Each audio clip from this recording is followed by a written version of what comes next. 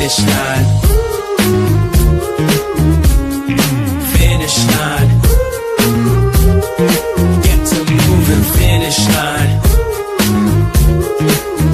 Cross that finish line.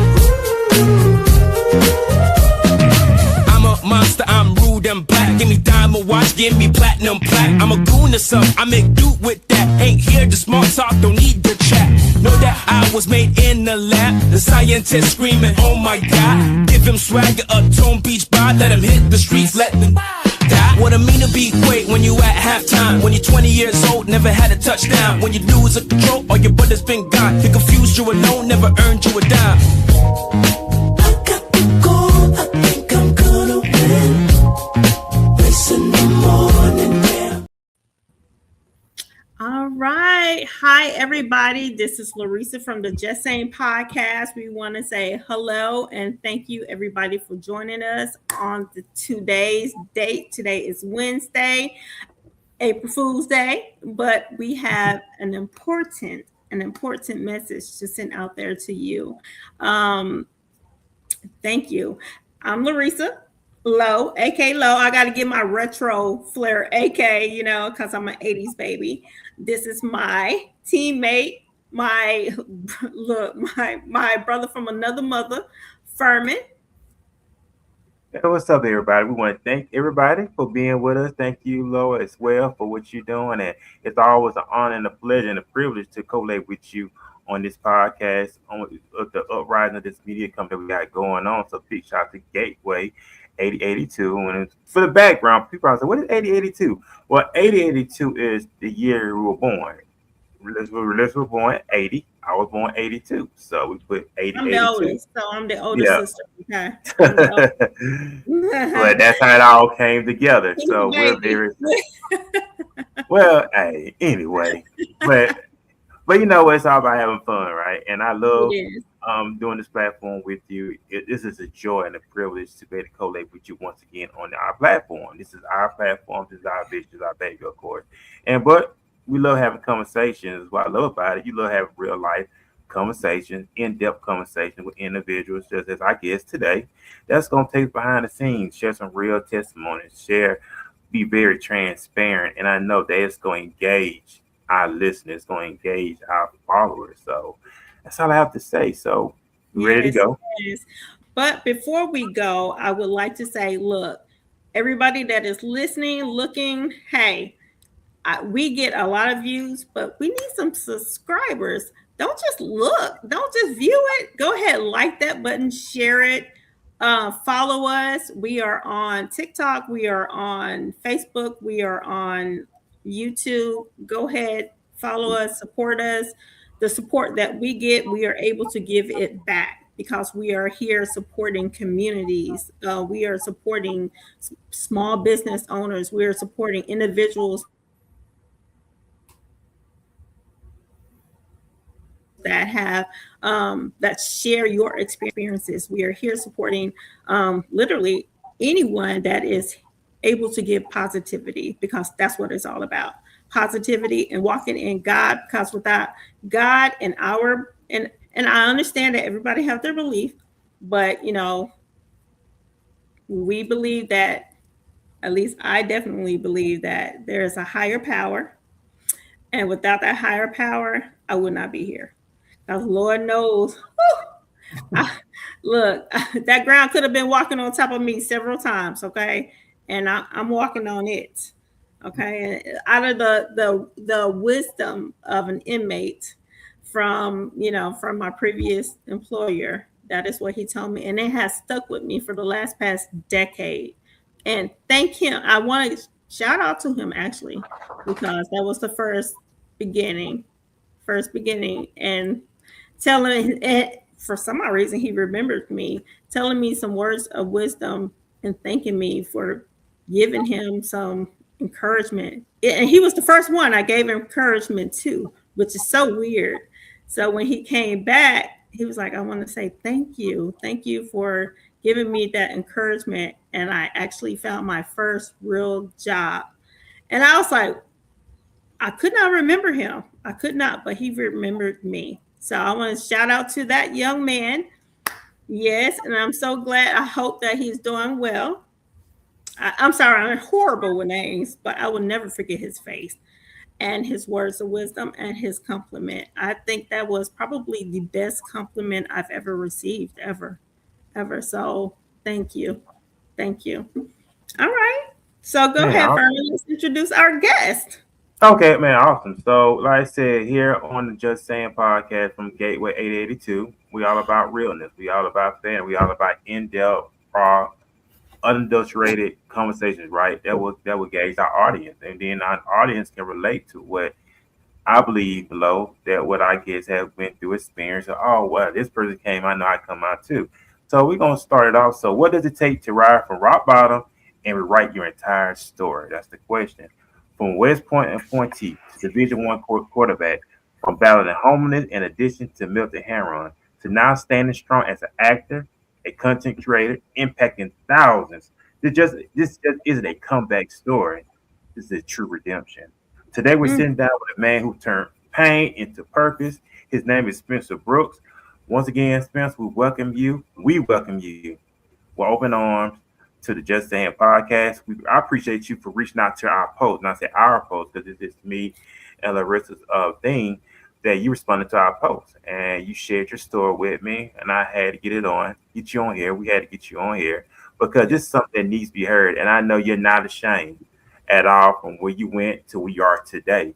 So we're honored. So take us Thank you. behind the scenes on who is Spencer. Today's episode, he faced it all, and we do believe you faced it all. Now it's time for us to listen to yes. Spencer Brooks. So the mic is yours. So go ahead. Once again, Thank me you. Well, and Love yeah, welcome you. thank you so much for having me. I'm always grateful to share my story. So I would just say, so little background. I grew up in Austin from like a upper middle class family, evangelical family. Kind of, was like the all American kid. I was always in sports. I did good in school. My sister was always on the straight and narrow path. My family, they're so sweet. They're part of the reason I'm still alive too. Praying mothers and fathers, 100%. And so, like my life, the trajectory of my life always looked very bright, and I always had everything going for me. There were really no outward signs that anything was wrong. You know what I mean? There were obviously.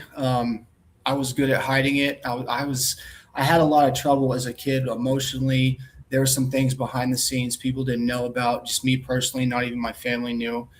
So when I got into high school, I was known as like the quarterback. I was a starting quarterback since my sophomore year. I was in the Palace program, choir, just really high achiever in a lot of things. And I started getting recruited for football. And I had 3 Division I scholarships from Sam Houston State, Stephen F. Austin, and then Army, which is West Point, the U.S. Military Academy. And things really took a turn for me. I guess the first signs that were outward was my really junior, senior year. I really struggled with depression really bad. And I had a secret too, which was I was cutting myself. Ever since I was like 14, I started cutting because I had a lot of trauma that was in the dark that no one knew about yet. And, up to that point, I was really good at hiding it, externally because I was the athlete and, I was accepted and people liked me. So I could hide behind that. And really things took a turn when I was hospitalized for a suicidal, I say attempt. I didn't want to die. I was just really lost, but it was like a suicidal ideation thing. My parents were like, we have to hospitalize you because we're afraid for your life. And that's the first time, I guess you could say, things really got kind of dark for me. Within that time too, it's really important to say that I was molested by a serial pedophile when I was 16, and no one knew about that till much later in my life. And so picture the family, the friends looking at me like, okay, where has this shift suddenly come from? Like, why is he acting differently? Why is he like a lot darker than what he used to be? No one could understand it.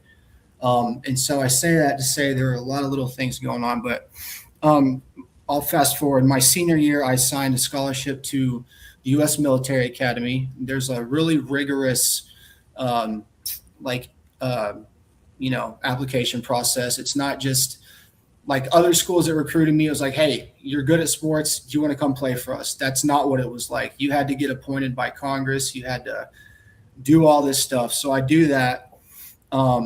Long story short, it doesn't end up working out. It fails miserably. And so if you can imagine being 18, the all-star, Mr. All-American kid, and a year later, it's all fallen apart and you're living back home with your parents and you're now a full-time drug addict and your life looks completely different. I skipped over a little bit because there's a lot of details there, but really when football didn't work out for me, that's when the switch happened, because suddenly I didn't have my identity anymore and I didn't have anything to hide behind. And so all the pain I'd been accruing over the years that I, one, wasn't even aware of, and two, I wasn't capable of looking at, all of that came to the surface. And so that's really when things went south. So in a nutshell, that's kind of the short form of where I came from. So just so we can just get it clear, you were admitted to, well, you were accepted. I said, yeah. So I signed a letter of intent. I got appointed. So that it was June. You're supposed to report to, I guess it would have been basic training in the summer. And so I went in it was class of 2008, and I had to do a psych evaluation. Because they make you do all this stuff when you're incoming there. And so I got evaluated and they're like, wait a minute, there's the hospitalization I was talking about. They're like, where did this come from? They didn't know about it. And within, it was a few phone calls from the administration and the coach. They're like, well, he can't come here anymore. And it literally one phone call, I went from being this cadet on the road to whatever was going to happen, like my life's in front of me, to all of a sudden I have nothing. Literally a few phone calls, and all because of, what happened there. And so from there, I went to Blinn Junior College and then Texas Tech, failed out very quickly. And it's funny because I used to tell people after this happened, they would say, what are you doing with your life? And I'd say, oh, well, I go to Texas Tech, but I was supposed to go to West Point. That was the thing I would tell people. Like, I just kind of assumed everyone wanted to know why I didn't, end up, fulfilling that dream or whatever. And that was kind of like, that was my identity, and so it was just a lot of coming to terms with that. It was really soul crushing in many ways that I'm still kind of figuring out to this day, if that makes sense. So yeah, no, most definitely. People don't realize that trauma is something that has to be, it's something that has to be worked on by the person that's actually going through it. And a lot of people will sit here and be like, well, just get over it. It's been so many years. You can get past it. That's not how trauma works. yeah, That's not how trauma works. And I think there's a lot of emphasis put on women when they go through domestic violence and sexual violence and assaults, where men are not talked about enough and how it affects their mental status.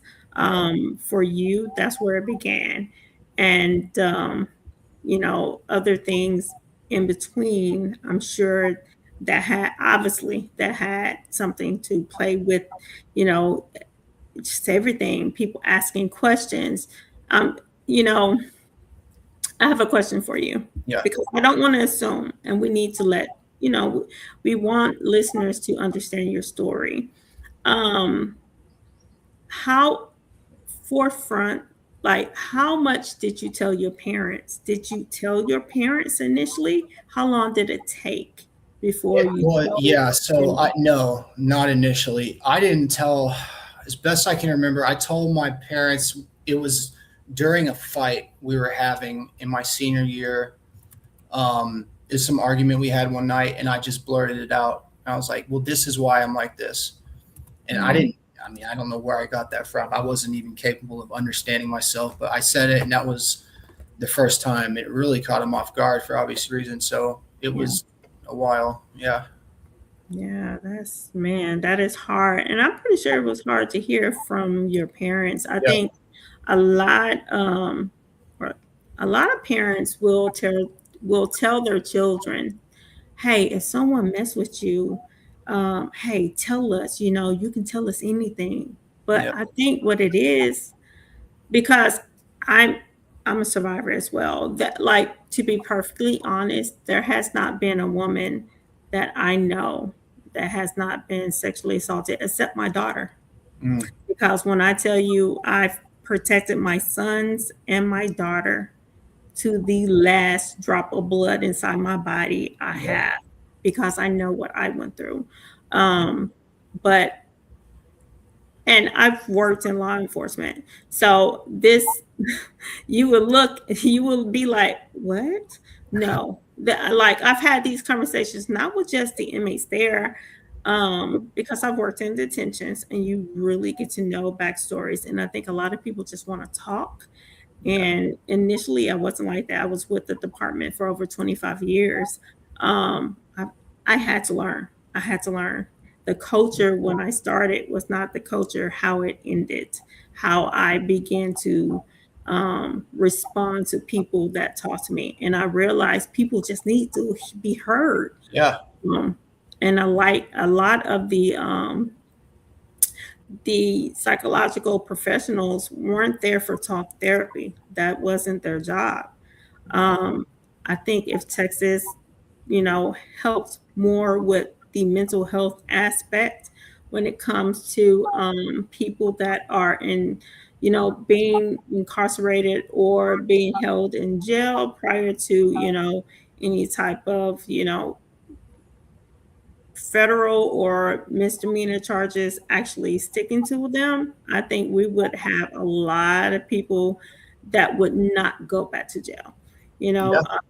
I actually looked at stats in Colorado and things that they did with their inmates way back. Like, seriously, Yeah. they're onto something. They are onto something. Like how they treat people that come into the jail, as far as when they're dealing with drug addiction, it's Hmm. different from the state of Texas.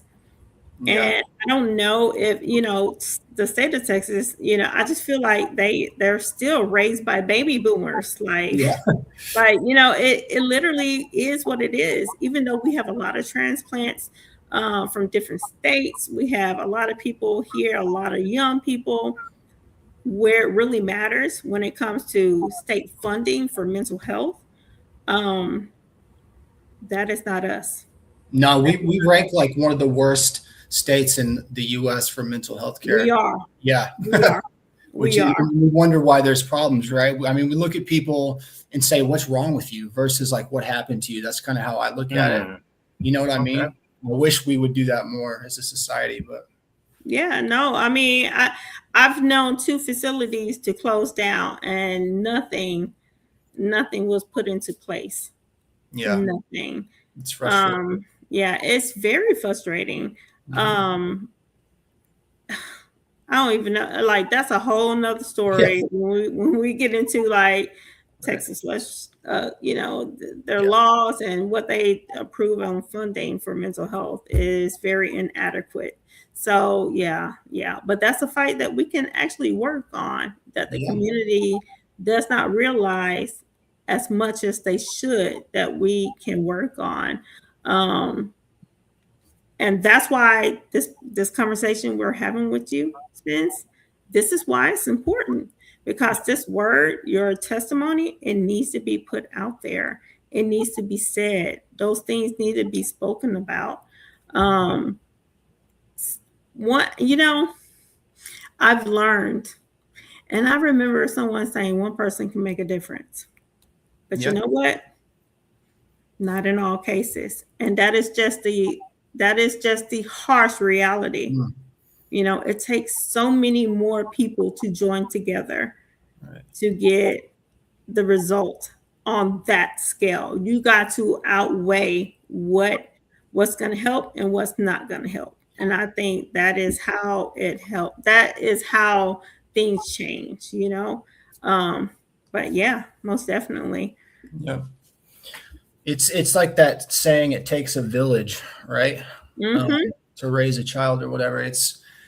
I've always thought, like when I was homeless, it was just so sad to see how quote unquote normal people would treat homeless people. And it's almost like you can't hold it against them because it hasn't necessarily walked into their front door, most likely, because if it had, you wouldn't treat people like that. But I think, humanizing the struggle and making it a human thing, I think we could do so much in this world, but a lot of people, for whatever reason, they're just not down with it. It's really frustrating because, it's like if your son or daughter was on the streets, you probably wouldn't spit on that homeless guy or step over, you know what I mean? And so it's getting people to like really see the human side of others is something I'm really focused on. I really have a passion for. It's hard though. No. Look, I'm with you. Like, look, I've cried so many times and wanting to make a change, and I just feel like, where do I start? Yeah. And I've tried. So, crying does not. It's so funny because I never cried ever when I was younger, but I find myself crying more in my 40s than I ever did, and I wonder why. Like, why? And now I know why. I know why.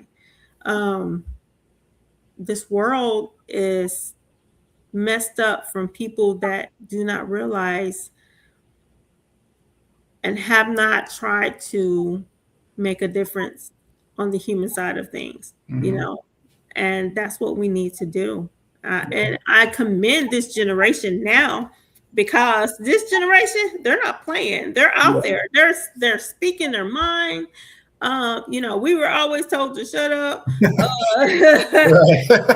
80s babies was always told to shut up, suck it up. Yeah. You get bullied like who cares?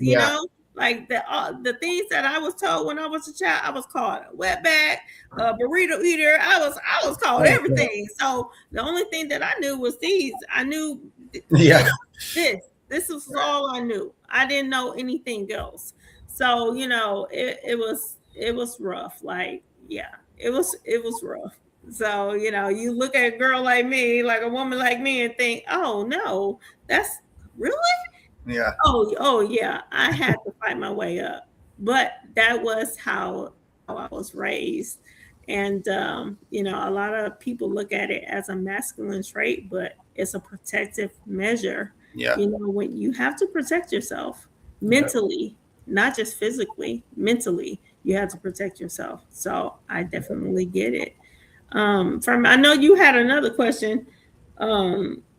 Go ahead and ask, because I know it's itching, because I know that question that look, it's right there on your face, because I know you're my partner, so I know you. Go ahead. Right.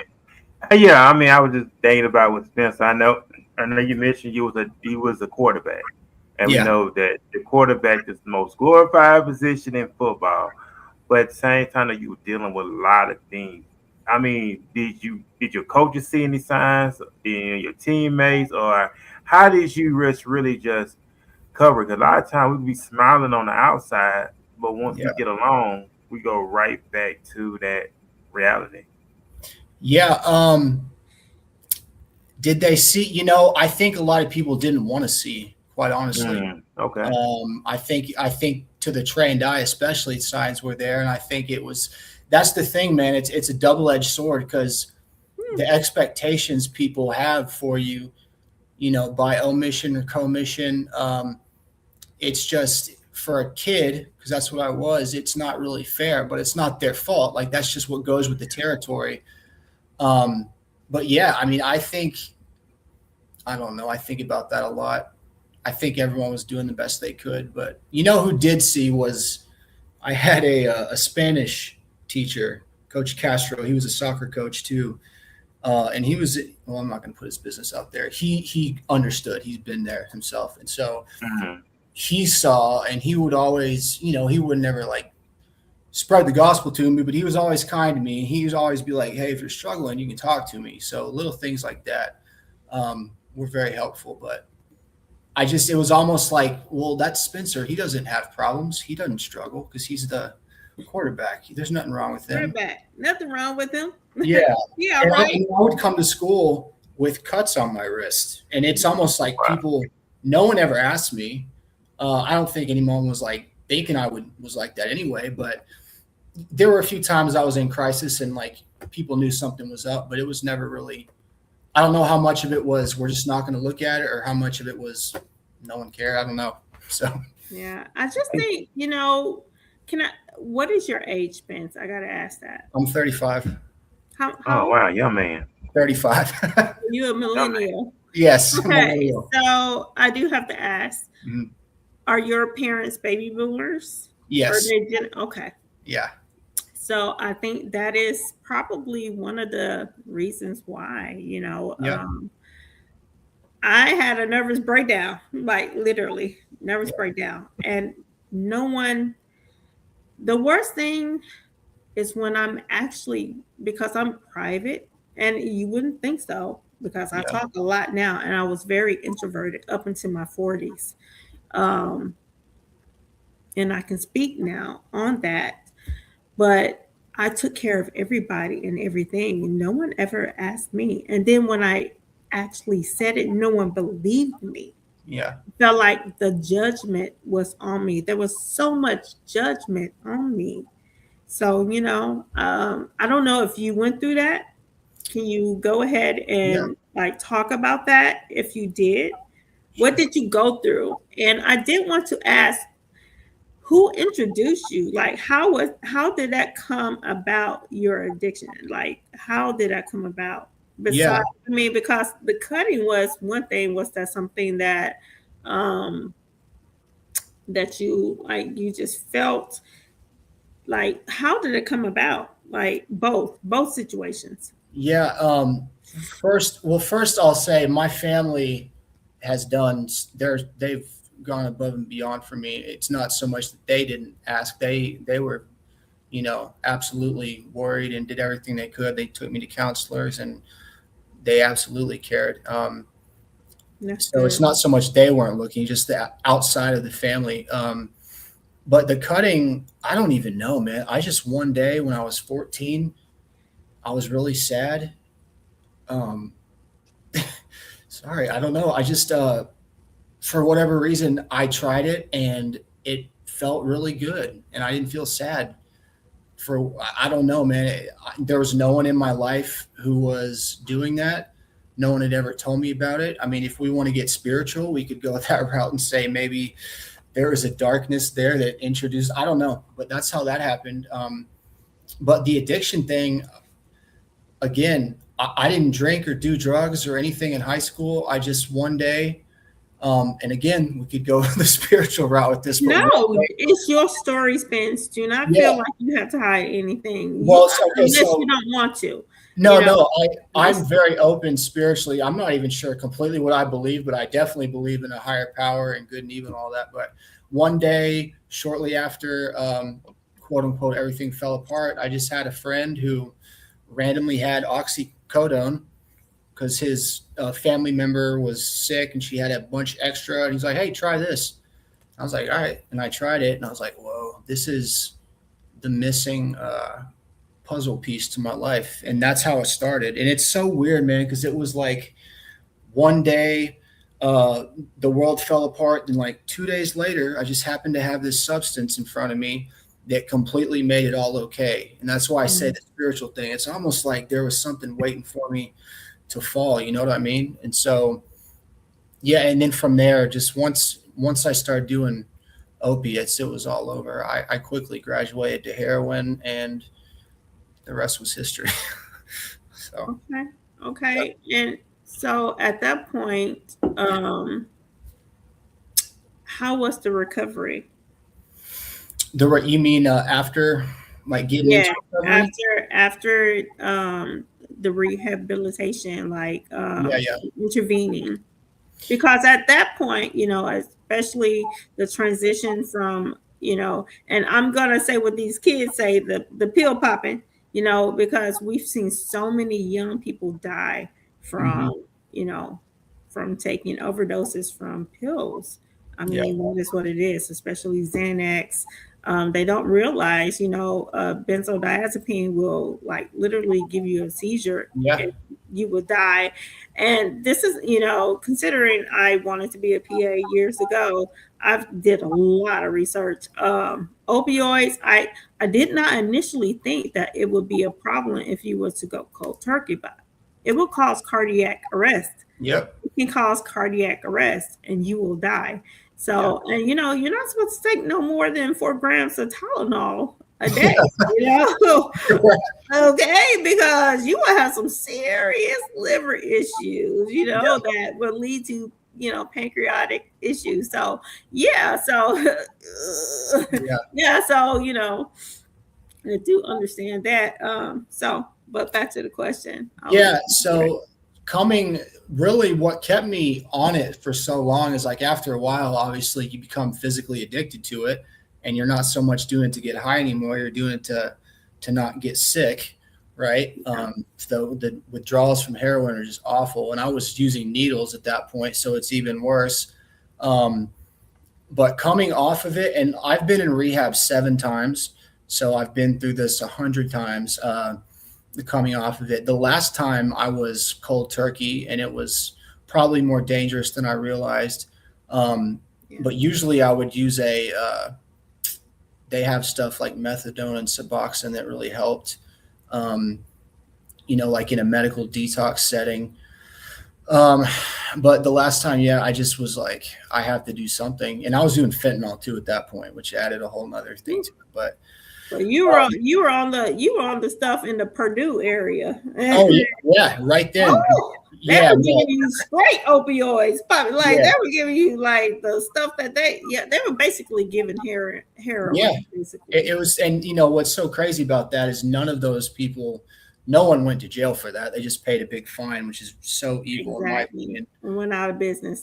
That is crazy, because even though people would eventually start off taking medications on just a normal level. You can take 2 pills, and this is just how pills work. If you are on them for a very long time, let's just say you're taking 2 pills, I don't know, 3 times a day, BID. Let's just say that. You say, let me just put it in layman's terms. Okay, so if you're taking 2 pills every 6 to 8 hours, right? Guess what? You're still gonna go through withdrawals. Right. You're still gonna go through withdrawals. Now, I'm not fond of methadone, because I feel like that's just switching one drug to the next. It's worse than heroin getting off. Yeah. So the smallest dose of Suboxone will probably be the best. Yeah. When it comes to medications, it's a patch. And you will still probably feel some stuff, but it's the best to not like completely die or feel like you want to die. Yeah. And so I'm so glad, because that is the biggest, when I tell you, I'm so glad, Spence, that you are doing so well. I am. And we are very proud of you. We are very proud of you. And I'm sure you have heard that. Add us to the list. Add us to the list, Laresa and Ferman, because that is something hard. And we've seen it. We have seen people go through relapsing and just withdrawal on another level. Especially withdrawal without medication for the first few days. And that is the most dangerous, and that is the hardest. That is the hardest. The first 3 to 5 days, oh my God. Yeah. They're sick to the point where they are delirious. And so we got to commend you for the well-maintained job you are doing. Thank you. Do you mind if I ask you, how long have you been in recovery? So April 6th will be 3 years. So about 5 days from now. Congratulations on that for 3 years.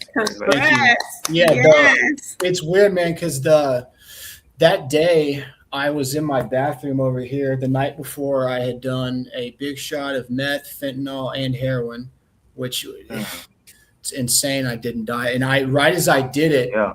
I immediately was like, oh my God, I've done too much. And I passed out, and I woke up like 6-7 hours later. And I'd been laying in such a way that the entire left side of my body was numb. I thought I'd had a stroke because I couldn't move. I couldn't feel anything. And that moment, for the first time, I was like, I'm really not afraid of dying anymore. I'm really more, I don't know why I had this thought, but I was really more afraid of like waking up in this setting over and over again till I'm 80 years old. And then, looking back and realizing you just, you didn't do anything with your life and you had so much you could have done. That was the moment that really scared me more than like dying or going to jail or anything like that. I don't know why I had that thought, because I'd been in that position many times before.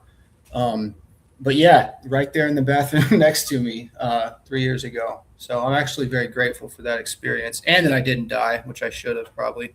So yeah, I'm glad you didn't either, because God had the higher power. I say the Most High. Because I mean, I'm not really sure, but He had better things for you. Yeah, I agree. Your story is important, and it's important to share out there. Although I commend this generation for so many things, this generation, I feel like, is the biggest when it comes to addiction. Yeah, it is the biggest, because it's simply everywhere and so accessible. So much stuff, so much newer stuff than even like 5 years ago that I didn't even know about. It's all over the place. Man, my children and I are super honest with each other, and my daughter she's kind of getting into the medical field right now. She is in the medical field, and not kind of, but she was telling me about some drugs. I was like, huh? And she was telling me like the street names. I was like, what is that? Yeah. And she was like, it's this, Mom.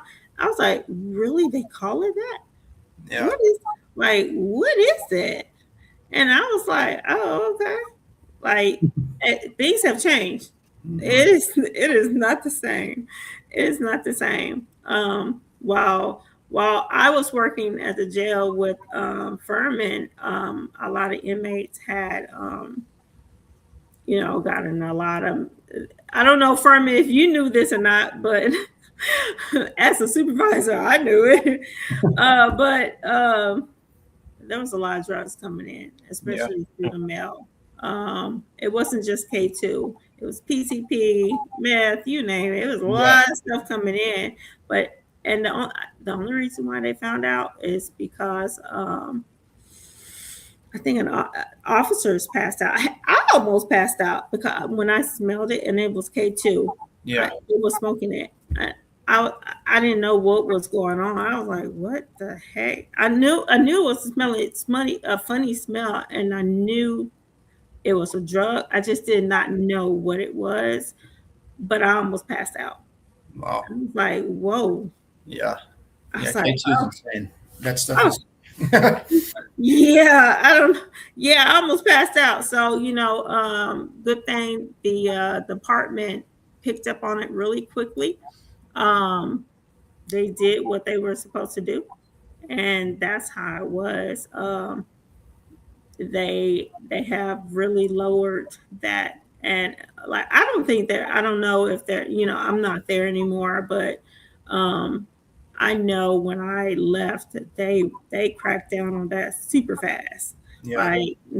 Like inmates were passing out as well. So I was like, oh my God. So I will commend them for that one thing. I will commend them for that, for taking care of that business, because that was very dangerous for everybody. Well, if someone dies in custody too, you never want that, right? So man, you got a couple agencies that is like doing that, investigating that case. So they don't want anybody to die. Trust me. They don't want it on the news. They don't want, they definitely don't want it on the news. Exactly. They don't want to say, you got several agencies of it, because your own agency cannot investigate that. So it is what it is. Ferman, how have you what have you like what was the next question that you had wanted to say about I know you had said something about what was it that you had said earlier? Oh, I know he you already had answered. Yes, a question. Spence already answered when I asked him when he was a quarterback. Did any of the coaches and the teammates notice? So he already answered. 'Cause he said it was a coach that confided in him. But also, I know he mentioned that he was molested by a pedophile, and Yes, it's very yes. hard. It's very seldom to find men too baited to share about that. I had a guy on the other show. Big shout out to Coach Williams, and he went through that in his life where he was assaulted sexually, and he questioned himself, and he shared that with his wife, and I applaud him for that. But how did that does as a man? How did you go through that? How did you deal with that? Because I know it's very some that men really don't want to talk about because they don't want to be labeled, they don't Yeah. want to be judged. How did you cope with that, and who do you confide into when that? Because nobody should have went through that. Well, Nobody. you told your family first. You told your parents first, right? I told them like a few years later, and it was just this happened, and yeah, so it was never a sit down and process it thing. And I after that, I told a few guys at the first rehab I was at, but I never talked about it. And quite honestly, I didn't even start processing that until about a year ago when I've been in Mm, therapy for 5 years, but weekly for the last three. And I didn't even start processing it till about a year ago because I couldn't access those feelings or those memories. I just every time we would try, I would just shut down. And so, um, yeah, but it really affected me. Not so much in a like I have nightmares over it way. It was more of like it just takes a piece of your soul, especially as a child when you don't know what it means. And I think the thing that hurts the most is I didn't know I could like fight back. I didn't know I could, for whatever reason, I didn't have the automatic response of like, what are you doing? Get off me. Like I didn't think I could do that. And so there's a lot of shame with that. Um, you People know, don't talk about that. yeah, it's, but at the same time, like we don't know what we don't know, right? And I had to be able to start showing myself grace. And yeah, figuring out little ways it affected me. Relationships, I don't really trust people at all. mm, It's really I hard agree. for me to relate to people who I don't know because it's like and especially when I was homeless too, once you see like how the world is, at least from that lens, it's like what a lot of people are really capable of. So why would I ever open myself up to anyone? I don't know if that makes sense or not. Oh yeah, Yeah, most it makes sense. definitely. It makes sense. I agree. It makes sense. It really does. And Yeah. just hearing your story with that and coping with that. I mean, because I know pedophiles, they'll start grooming you and manipulate you and stuff, Yeah. and there's always somebody you may know, right?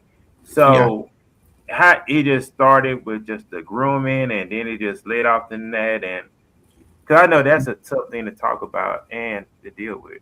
Yeah. So it started with, and I got to grab my charger. My computer's dying, so I'm going to Oh, talk go over this. ahead. Go ahead. So it started, I was 15 when it started. I met this person to do professional headshots Oh wow. for It's some always a acting work I was photographer. doing.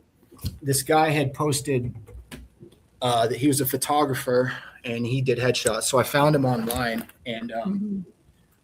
I got his work and I didn't know any better. He appeared to be very trustworthy. And over time, he just started making advances towards me, like asking me to hang out with him or buy me dinner, Mm. telling me, you're going to be the next, star or whatever, kind of gaining my trust. And I would go to his house some nights. When I started getting a car, I'd start to go over to his place, and then he would just start making comments about my body and, hey, if you want to be an actor, you got to do like gay porn. That's what actors do. I was like, what are you talking about? And at the time I didn't think anything of it because I was a child. Yeah.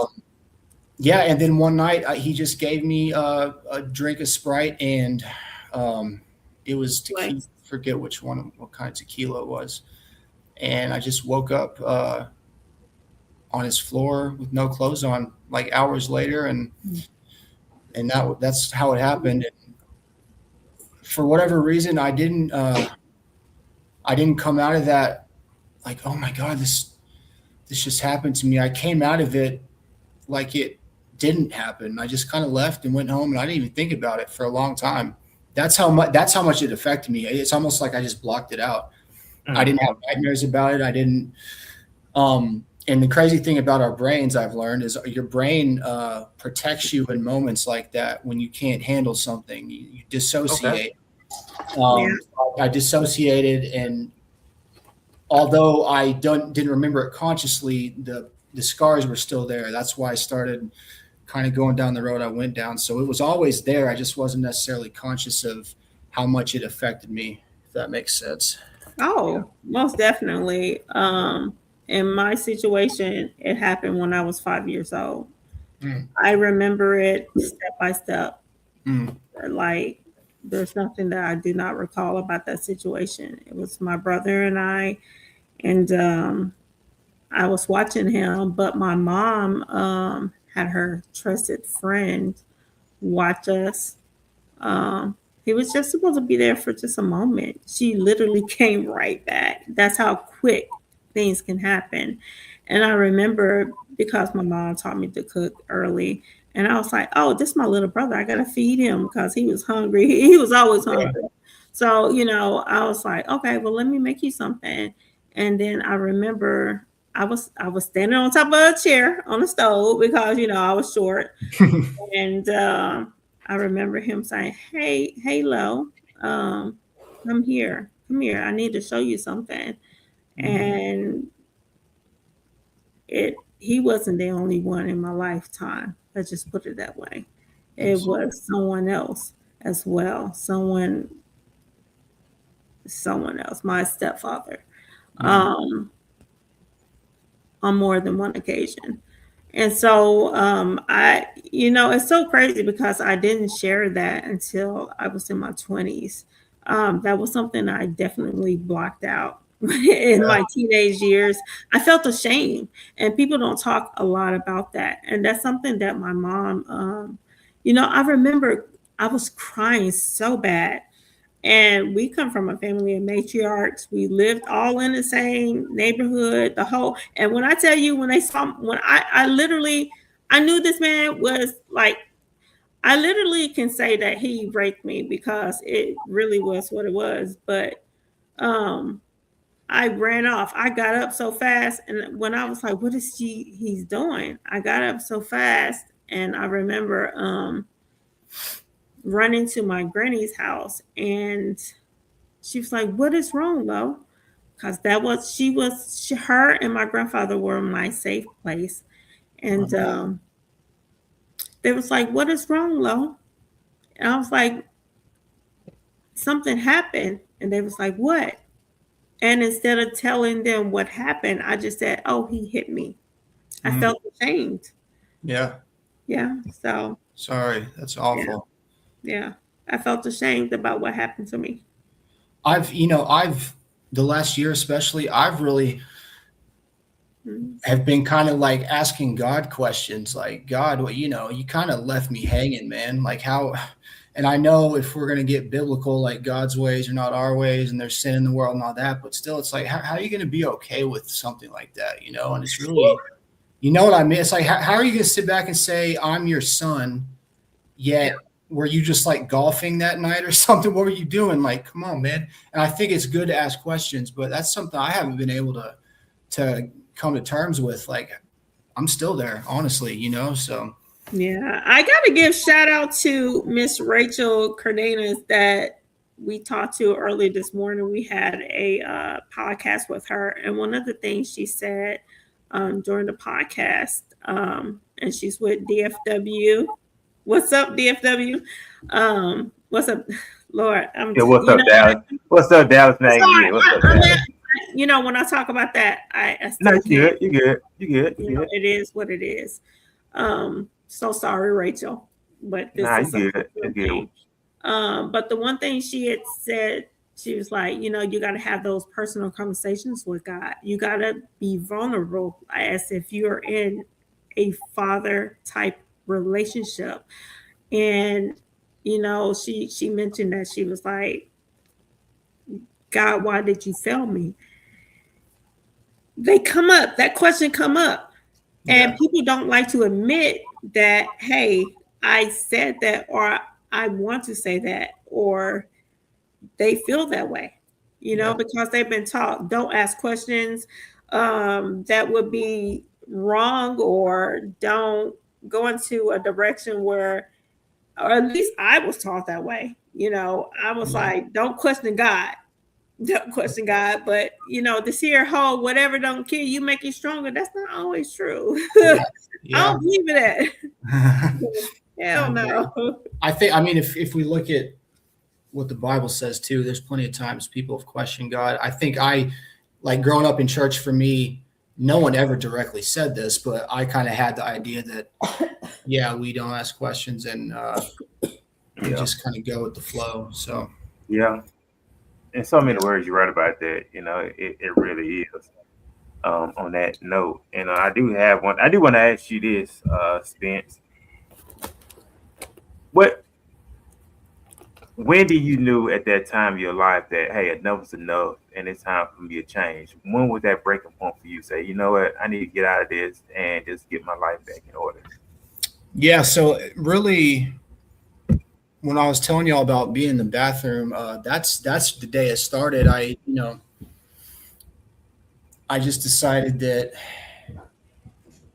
I had to try something different. I guess I didn't have to. I wanted to try something different and just give myself a shot at life. And I immediately jumped into recovery, 12-step meetings, things like that. And those were helpful in the moment, but therapy was the big one for me too. Like the longer I got into therapy, the more I wanted to stay on that path, because I started to see how, okay, my thinking and my feelings are starting to change. Maybe there's something to this. So really that moment, was the one. Let's ask about facilities, because I know you said you went to a couple of facilities. Yeah. Were there facilities that your parents had to pay for, or did you receive help from the state? Because I think that's one of the things that a lot of people do not know where to begin and end with or start with. They don't know how to reach out to a facility. I grew up in a very poverty-stricken neighborhood where people on drugs. I was used to that. So, and I recall a cousin of mine, she was on PCP real bad, and I could tell she was on PCP, and she never admitted it. She said she was on a different drug, but one day I caught her after, she literally tried to push her mom down the stairs. I was like, ma'am, you're on a drug thing. I could literally tell that she was super high. And I was like, we got to get you some help. I said, cousin, I am not here to judge you. I said, because I know a lot of people will judge others. And that is the worst thing people can do, I feel, because then they don't want to share. People do not want to share their experience because all they feel is judgment. They will stay quiet about it and not want or not accept the help because they don't, especially if they are those working type of addicts and had some things together. So I looked up some stuff, but they weren't free. How was that situation? Did you receive assistance? So let's see. there's two facilities, one in Georgetown near me and one in Houston. They're both faith-based. They're called Oak Ridge Disciple House and Interfaith Disciple House. They were completely free because what they do is if you can't pay, that they still let you come. If you can pay, it's $600 a month, but they accept anyone, and they really played a role in saving my life. So I went to there twice, both programs. So that's 4. But I went to one that was like $50,000 my parents paid. Then I went to one I had paid for when I had insurance that was $5,000, and then another one was one in Austin that was similar to the other faith-based that I left the same day. But they're available. It's just you got to be able to find them. And honestly, I would not advocate for a expensive rehab. A lot of those. The sad truth is their business model, if they're for profit, kind of needs you to come back when you think about it. Now, the people who work there are great, but as long as it's for profit, I think there's better places. Then you got the state options, which would be like Centacor, or if you're in the system, SafeP. Those are, I don't know. I got mixed feelings about those, but yeah. No. Be honest. SafeP is not. Look, let me tell you. Look, we already know about SafeP. Ferman, don't say nothing. Okay. Don't say nothing. Because I can say something. Okay, SafeP is not a rehab. Okay, if you're sick or have any type of situation, they're not even going to accept you. They don't want to deal with that. That is one of the biggest things. And I'm trying to finish my bachelor's in psychology. So, and one of the things that I'm majoring in is addiction and or family psychology. Nice. So, I'm there. I parade my NAMI award right there on my shelf in my house, because I'm so proud of NAMI. If you guys do not know what that is the National Alliance of Mental Illness. So, great. Yes. So listen, SafeP, it's a program that they send you to especially because I've been in detentions and I can speak on it. If you work at places like that, you don't want to talk bad. Okay. But I can say whatever I want to.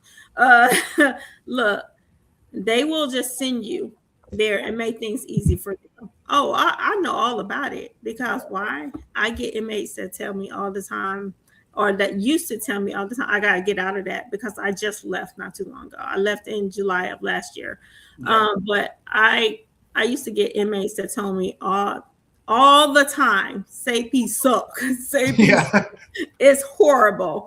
I can't wait to get out of there. Or they would not accept me because I have diabetes or I have high blood pressure and I have to have medications. Well, they're not going to accept you either. They will accept you because of the charge, but they expect you to already gone through withdrawal and be not, you don't have withdrawal effects by the time you get there, because they don't want to give you any medications. Let's just be real.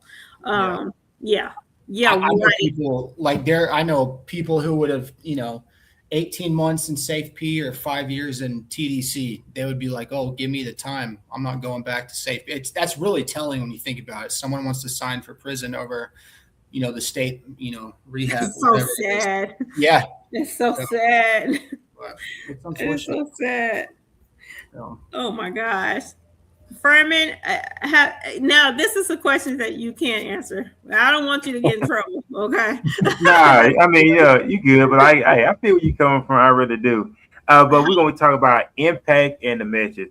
What does redemption, Spencer, mean to you personally? What does redemption mean to you personally? That's a good question. Yeah, that's a great question. Redemption. For me today, I would say redemption means not walking your life as if you are still limping, figuratively. Like, you can thrive and you can become a new creation. Because so long I thought that, I'll get in recovery and I'll recover, but there's this scarlet letter on me forever. And I think redemption for me is like, no, man, yeah, that's my past, but I can, become a whole new thing here. And that's what I would say personally. That's really good. Yeah. Okay. Yeah, I like that. I like that a lot. I Yeah. really do. And if you could speak to the version of yourself at rock bottom, what would you say? Ooh, that's also a good question. Yeah, Go ahead, my boy is on the roll. Okay, look here. That's really good. Yeah, when I saw those questions, man, I was like, dude, these are really good because I've been on other podcasts before, and these questions, I was like, these are really awesome. The version of myself. Thank you. My boy cut. Look. I got to give it to Ferman because even though we are partners, we approve all the questions and send it to our guests. Yeah. Like he's on it. I just feel like I come with the personality with not saying you. Oh Lord, that sounded horrible, but like I talk a lot and I talk a lot about experience because experience matter.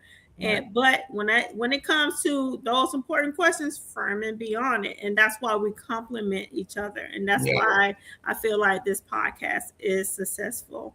Yeah, I love it. Yeah, those are great. No, hell yeah, man, those are great. I would say for me, what I would say at rock bottom,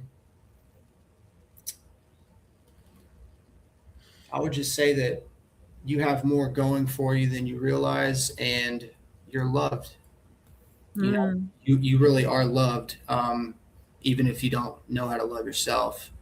Because it's so easy to get to a place where you don't value yourself as a human anymore. So it's like, okay, well, I look at myself like that.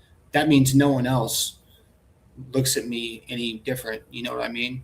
Yeah. And so that, and then there's really no limit to what you can do if you really just give yourself a fair shot. That's what I would say. Do you still go through the motions of people thinking that you are still an addict? You mean like just like family members or friends? Because I mean, I don't know if you had to go through great lengths to fuel your addiction. Like, So yeah, okay, I see. One of those, yeah. You see what I mean? Yeah. So they, I know for the first couple years, 100%. I'm sure they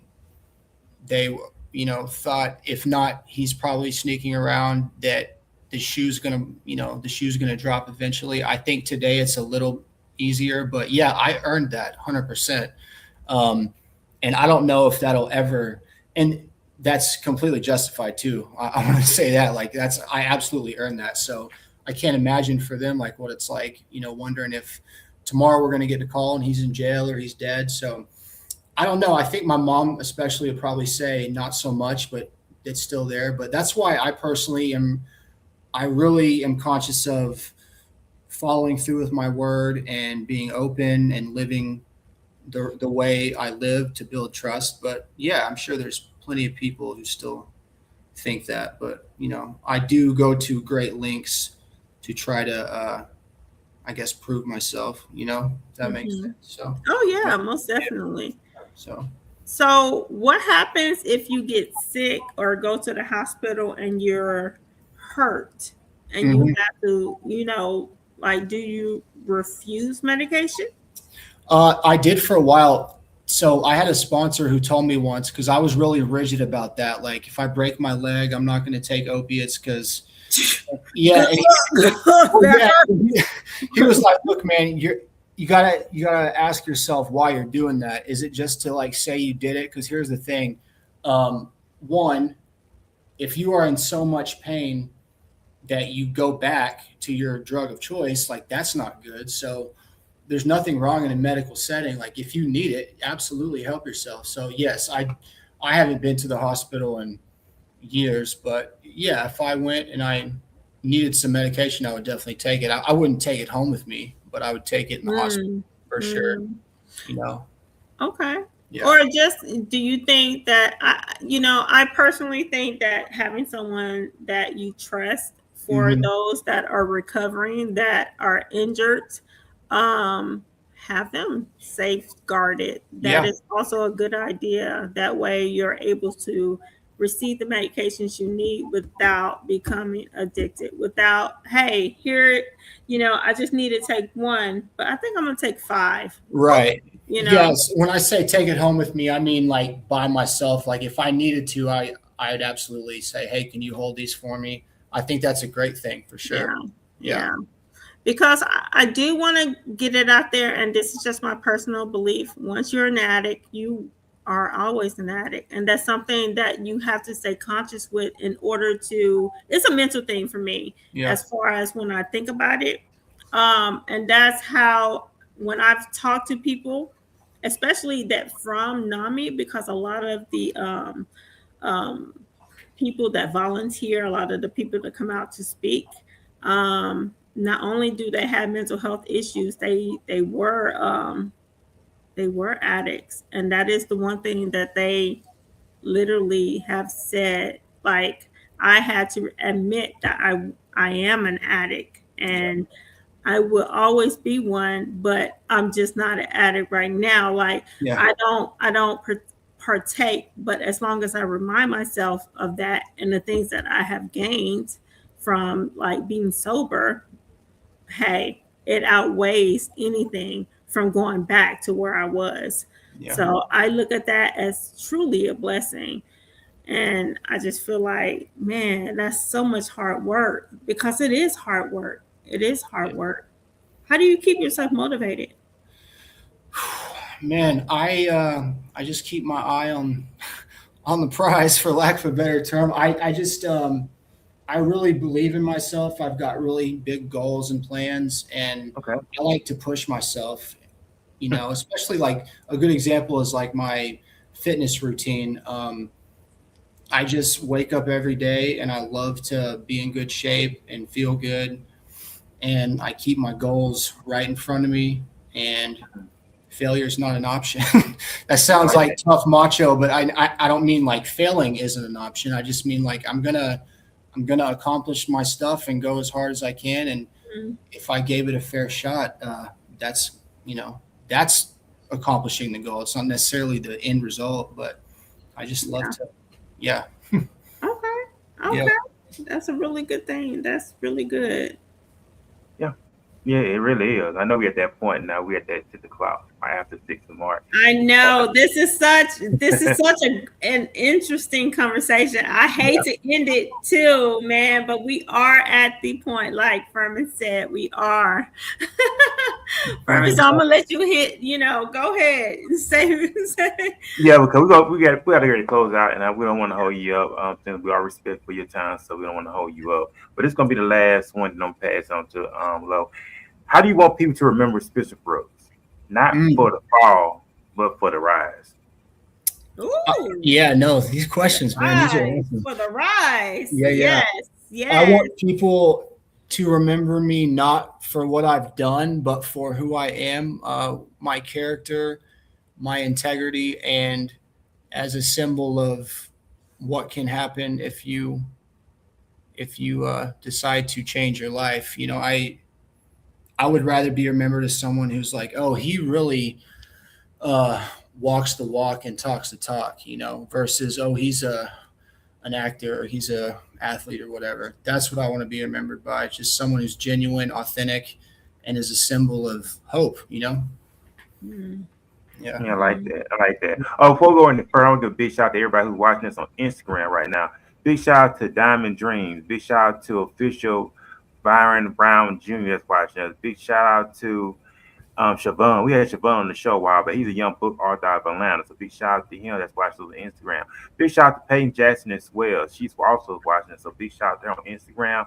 She said, let's go. So big shout out to everybody who's watching us on Instagram right now. We all want to acknowledge people who's always supporting us on a regular basis. Yeah, People like Herman and Zay and many others who always support the platform. So I always want to acknowledge those individuals that watches us because without them, we wouldn't be here. We'll still be here, but like I said, I want to acknowledge those who really support us. So thank y'all for watching and tuning in. Absolutely. Because without your support, there is nothing we can do. We need your support. So that is what we are here for. Yes.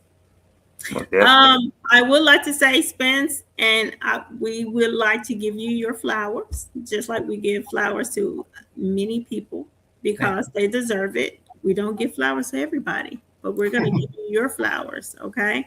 Thank you. You are on a roll. Stick with it. I know it's hard. It will always be hard for the rest of your life. But it doesn't have to be something that you have to depend on. You are your own encouragement with the help of God, with the help of the highest. That's what I say. But a lot of people, relate to saying God, but the Most High is,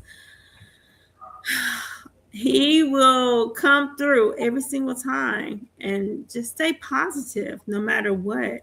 No matter what, you are doing it. You are a living testimony. We appreciate your comments. We appreciate your story.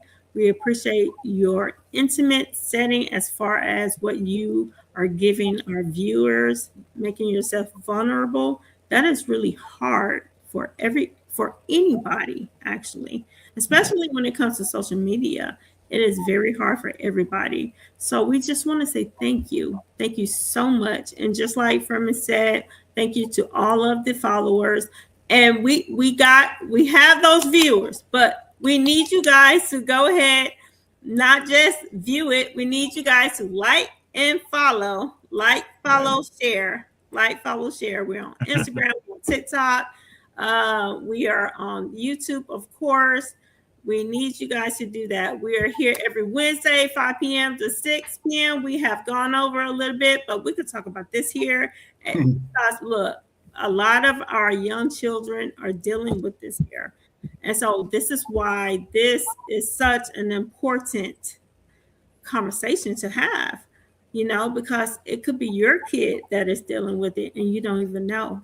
You don't know the signs. If you are feeling the signs, if you feel like something is wrong, parents, 9 times out of 10, something is wrong. Don't let it go. Okay? Don't ever give up on your kids. That is my saying. Don't give up on your babies. Okay? They are here to make a difference. And hey, even though we are at our age, I'm in my 40s, Ferman is in his 40s, you're in your 30s, but guess what? We're here, and I hope that we are making a difference, like I said earlier. That is our purpose. That is our God-given purpose, to make a difference in the lives of others, especially those that need it. So, yes, most definitely. I do want to say there is an event, and this is besides the point, but we have to also show, just like I said, like Ferman said earlier, show support to everybody that supports the show. We like to say that we have Audrey with Rave. She is an autism nonprofit organization. They have something that is coming up. You can always visit them on Instagram, TikTok as well, I believe. Go ahead. It is a free event. It is happening April the 11th. Look at that. Look it up. Look it up. Bring your children out there. That is what they want. They are there to help you guys. I also want to shout out to Miss Jones. She has been such a great supporter of us. We want to say thank you, Miss Jones. You're great. Anytime we can say thank you to our supporters, we're going to. Thank you, Spence. Thank you so much for sharing your story. Your story is very, it is very, like, I'm touched. You're welcome. Thank you all for having me so much. It's been really great. Yes. Oh, we thank you. We do. With that being said, what are your words of wisdom as far as it concerns to when you are depressed and need help? What are your words of wisdom to give to the next? Words of wisdom. I would say find your purpose, find your meaning, whatever it is you whatever, like if you could wake up tomorrow and whatever makes you excited about life, that's been a big thing for me. Find your purpose. And once you're aligned with that, in my experience, a lot of stuff will figure itself out. Wonderful. Yep. Man, that's what's up right there. It really will. So make sure y'all listen and find y'all purpose. We're about to go let y'all go. We want y'all to enjoy the rest of y'all Wednesday. I know everybody said it's hump day, the middle of the week. Enjoy your April Fool's Day. Oh yeah. April Fool's Day. April Fool's Day. It is the month of April. You know what? I gotta give a shout out. I gotta give a big shout out to the month of April. And really, I gotta give a big shout out to the month of April because this is my birthday month. Hey! April 23rd. Look, someone told me that you can't say "hey" no more, but I'm gonna say "hey." April 23rd is my birthday month, so I'm looking forward to turning the age of 44 by the grace of the Most High, of course. So I'm looking forward to it. So Spencer, we do thank you, sir. I do give you your cigars as well, and just keep it a great work. And also be able to follow you on Instagram. So head on over to Instagram. Follow Spencer. The name of your Instagram page is Hard. Help me say it, Spencer. I don't want to butcher it. Hard Knock Gospel. Hard Knock Gospel. Y'all head on over there right now. Follow Smith with all the latest updates that he got going on.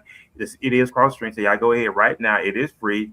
Go ahead, get on Instagram. Follow Spencer Brooks right now on Instagram at Hard Knock Gospel. All the information, updates that he got going on. I know you're a content creator. I know we didn't get to that part, but you've been a content creator, actor, and everything. Now, you do have a YouTube channel as well, so go ahead and put your YouTube channel in right quick also. Yeah, it's here. Can I put it in the chat? Yeah. Yes. It's gonna be easier to put it. It's Spencer. That's fine. Brooks Auto. Yeah, it's I started about a year ago, and it's starting to get some traction. So yeah, check me out. I got a bunch of different stuff on there. So. And awesome stuff. So y'all head on over that. Matter of fact, I'm finna copy now and put it in the comment section so everybody can go over there and follow you on YouTube as well. Also, and like I said, Spence, we do thank you for answering me and Lowe's posts on social media by coming on. We do appreciate you for that. To take time out you're scared to do that. So it is in the comment section. So head on to YouTube and follow Spencer on the YouTube channel. He has a lot of major followers on there. A lot of awesome content, uplifting positive content on there. So you would never be disappointed, ladies and gentlemen. Y'all head on over there right now. Lo, do you have anything else you want to share there before we get it off? I hope we have a part 2 of this here because I feel like this conversation is not, it cannot be spoken in an hour. Yeah, anytime I'd love to. Yes. Yeah. Oh, and thank you. That is wonderful. I'm so glad that you will be willing to do that. That is wonderful. Because it's needed. It is so needed. I've already written down all the free facilities, some of the free facilities that you told me about. So part 2. Yeah. Part 2 with Spencer. Yep. So we will have that and we will talk about that and we will schedule that next interview with you as well. Okay. Looking forward to it. You good with that? Oh yeah, I am down for the call. Like Nike just did. We'd love to have you back on here, Spencer, to get more into it. That's why we love doing these platforms, these shows. Yeah. Just really building up Gateway 8082, this media company that we envision to really impact a lot of people. And you are impactful, man, yourself with your story. And I had to applaud you. And you're not ashamed to share your story. A lot of people have masks, man, and they walk around like they all got it together and they don't got it together. But that's why I love being in correction. I've been in correction since 2012. Being a correction officer, it teaches a lot. It teaches about being patient. It teaches about being honesty. It teaches about honesty. And it also teaches you about main thing is having mercy and grace towards the individual that we come in contact with. Right. Never look down on the individual, right? You always want to build it in. Because I'm telling anybody, and a lot of officers, they look down on these individuals that's incarcerated. You got to realize you're only one step away from being the same uniform that they're in. Yep. Can't tell you how many officers I've seen locked up. Like seriously, I've even had my go with my city. Like it was resolved. Trust and believe me, it was resolved. That's another topic for another time. But it was resolved, and it wasn't my fault. I was definitely targeted, and a lot of people don't realize how many inmates are targeted and they can't do anything about it. Luckily, I was. Luckily, because of the funds I had, luckily, because of the support I had, the people that I knew, I was able to take care of it. Yeah. But there are a lot of people that are not lucky. So that will be another talk for another time. And Spencer, I hope we can have you on a guest to speak about your experiences with law enforcement, because it needs to be spoken. Um, it is what it is. But yes, so we will catch you next time. Check us out next Wednesday, 5 p.m. on the Just Saying podcast with Laresa and Ferman. Remember, this is Media 8080. I'm so sorry. Gateway Media with 8082. Okay, 8082. Yes, that's me and my boys. Year birth. Look, so because we in this together. Okay, so and we complement each other so well. And I can't help but to say that, because it is what it is, and I wouldn't say it if it wasn't true. I know, right? I know, right? But I do appreciate you as well, also, for who you are, and I thank God for you as well. So it's been truly a blessing and honor. That's why He got something here for. That's why He's something to Dallas for.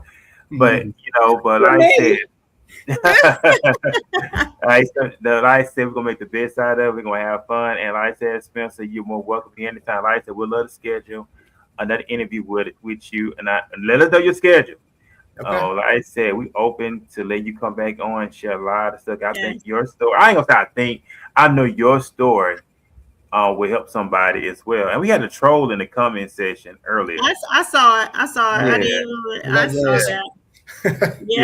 But that is how it is. That is how it is. And especially when you are vulnerable, they will do that. And that was early in the show. So, who cares? Look, this here is helping someone else. Yeah, most definitely. Your story is helping someone else. Most definitely. And it really is. So we're about to let you go, Spence. And you have a great Wednesday. And then we'll see you next time here on the Just Saying podcast. We go live every Wednesday at 5 p.m. Central, like Laresa said. And also go ahead and subscribe to our YouTube channel. Right now we have 52 subscribers, I say. We really want to build this channel up because we do believe in what we got going on. This is a goal, man. I do believe that. So y'all going over, subscribe to the YouTube channel. Every time we go live, you get that notification on your phone, your iPad, wherever you going. You always catch us as we go live every Wednesday. So we want to hear from you. Also, if you want to be a guest on the show, let us know. We'd love to have you as a guest. If you want to become a sponsor, that's another thing we're working on too. You want to become a sponsor of the Just Saying podcast. We're working on that as well also. So yes, we are new. We are a new podcast. So don't let the numbers discourage you. We're getting the views. It's just we need people to go ahead and subscribe. That is the biggest thing. People don't like subscribing for some odd reason, for a lot of different reasons, for a lot of different, I have more subscribers on the gaming. So y'all maybe I can get. Y'all are doing a great job. Keep going. Y'all are doing a great job. I promise. Oh, we appreciate it. Thank you, Spence. We do thank you, and we do thank you. And it is just really just staying consistent and so we stay in the algorithm. That's the most important thing, staying in the algorithm. And like I said, what we do on this platform, we want to make sure that make sure that we know that we're being honest on this platform, that we're not manipulating people, we're not what they say, gaslighting people. We're not doing nothing. I know a lot of people do stuff for viral moment, and that's why I just thank God for love. Because of the kindred spirit. I'm very honest. Well, with the realism, and also to be real people and have real people who have real stories to tell. That's what this platform is all about. And a lot of people want to do stuff for viral moments and things like that. All money ain't good money, right? So we want to be able to do this platform. We better look ourselves in the mirror and better go to bed at night knowing that we did something right and we didn't gaslight people, manipulate people. Just for clickbait, if that makes sense. Yeah, we don't want that. We are here to support our community, our nonprofits, anybody that is or that wants to do well in the community and send a positive message. That is what we are here for. That is our calling. So thank you, Spencer. Once again, thank you. Thank you once again. We really appreciate it. And it is time to let you go because you're like, God, dog it. You know, went over. I could talk for hours, really. I don't mind being here. Thank you so much. I've really loved it for sure.